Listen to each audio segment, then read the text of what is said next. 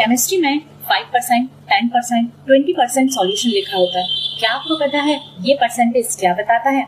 चलिए आज 2 मिनट में परसेंटेज कंसंट्रेशन को समझते हैं। परसेंटेज कंसंट्रेशन बताता है कि 100 पार्ट सॉल्यूशन में सॉल्यूट कितना प्रेजेंट है। ये किसी सॉल्यूशन का कंसंट्रेशन बताने की एक कॉमन मेथड है। So definition is percentage concentration is the amount of solute present in 100 parts of solution. It is expressed in percentage. अगर किसी सॉल्यूशन की कंसंट्रेशन 10% है, इसका मतलब है कि 100 पार्ट सॉल्यूशन में 10 पार्ट्स सॉल्यूट के प्रेजेंट हैं। अब सवाल है कि परसेंटेज कंसंट्रेशन को कैलकुलेट कैसे करते हैं? क्या किसी भी सिचुएशन में एक ही फॉर्मूला यूज होता है? नहीं। परसेंटेज कंसंट्रेशन को कैलकुलेट करने के लिए 3 फॉर्मूला यूज होते हैं। First mass by mass, second mass by volume, third volume by volume. इन तीनों को एक सिंपल एग्जांपल से समझते हैं। मान लीजिए हम शरबत बना रहे हैं।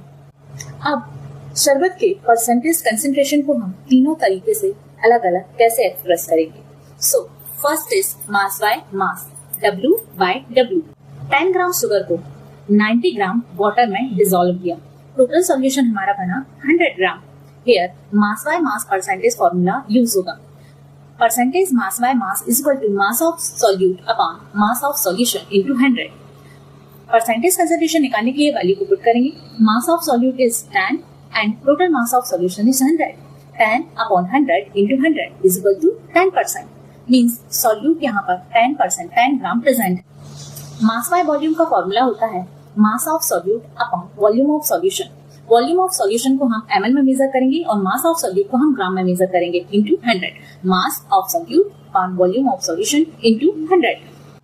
10 ग्राम शुगर को हमने 90 ml वाटर में डिसॉल्व किया, टोटल सॉल्यूशन हमारा 100 ml का बना। यहाँ हम जो फॉर्मूला यूज करेंगे मास बाय वॉल्यूम यूज करेंगे, क्योंकि मास को हमने ग्राम में मेजर किया है, सॉल्यूट के मास को ग्राम में मेजर किया है और सॉल्यूशन हमारा ml में बन रहा है, इसलिए हम यहाँ पर मास बाय वॉल्यूम फॉर्मूला यूज करेंगे। तो 10 gram, mass of solute is 10 gram and volume of solution is 100 ml। 10 upon 100 into 100 is equal to 10%। Mass by volume percentage है 10%। Next है volume by volume।